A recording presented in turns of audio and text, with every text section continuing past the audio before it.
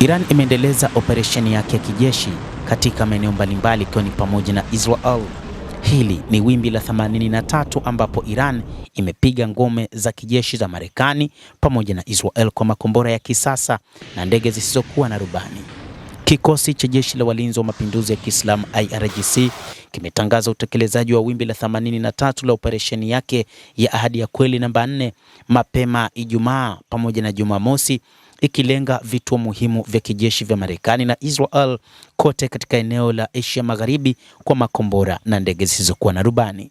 Kwa mujibu wa taarifa iliyotolewa na idara ya uhusiano wa umma ya IRGC, operesheni hiyo imetekelezwa kwa niaba ya watu wema wa ukanda wa kusini mwa nchi kaskazini mwa Ghuba ya Uajemi na itafanyika kwa kauli mbiu ya Abu Abdillah al-Hussein alayhi salam. Mashambulizi hayo yamelenga vituo na ngome mbalimbali za kimkakati zinazomilikiwa na vikosi vya wanajeshi vya Marekani na utawala wa Israel. Miongoni mwa shabaha zilizolengwa katika wimbi la sasa la operesheni ya Ahadi ya Kweli namba 4 yalikuwa ni matangi ya kuhifadhia mafuta na ghala la mafuta huko Ashdod, makazi ya wanajeshi wa Israel katika kitongoji cha Modi'in na kituo cha kubadilisha taarifa za kijeshi cha Marekani katika kanda ya Asia Magharibi.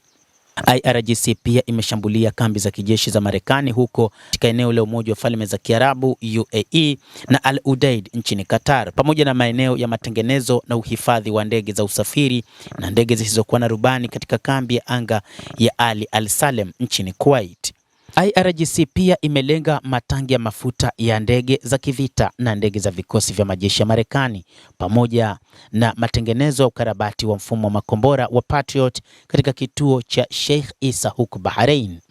Taarifa ya IRGC imeeleza kuwa operesheni hiyo ilitumia mseto wa silaha za kisasa ikiwa ni pamoja na mifumo ya makombora ya masafa marefu na masafa ya kati, makombora yanayotumia fueli mango na kumiminika, uwezo wa kushambulia kwa usahihi pamoja na ndege zisizokuwa na rubani za kamikaze. Taarifa ya jeshi la walinzi wa mapinduzi ya Kiislamu imeongeza kuwa mashambulizi hayo ya kulipa kisasi yamefanyika kwa mafanikio kamili kwa baraka za Mwenyezi Mungu.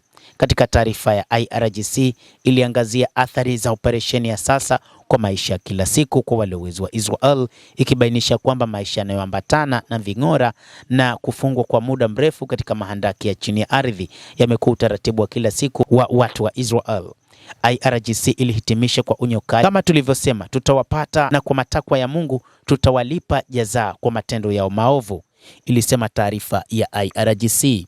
Hata hivyo, imeshambulia maeneo mengi huko Tel Aviv na mashambulizi haya yanadaiwa kwamba yameharibu miundombinu mingi ya kiraia katika taifa hilo la Kiyahudi. Endelea kutufuatilia mtazamaji, na nikusihi usisahau kulike, usisahau kucomment, kadhalika usisahau kusubscribe channel yetu hii ili upate habari hizi kwa mapana kupitia The World News. Mimi ni Adam Hussein, endelea kuwa nasi wakati wote, endelea kutufuatilia.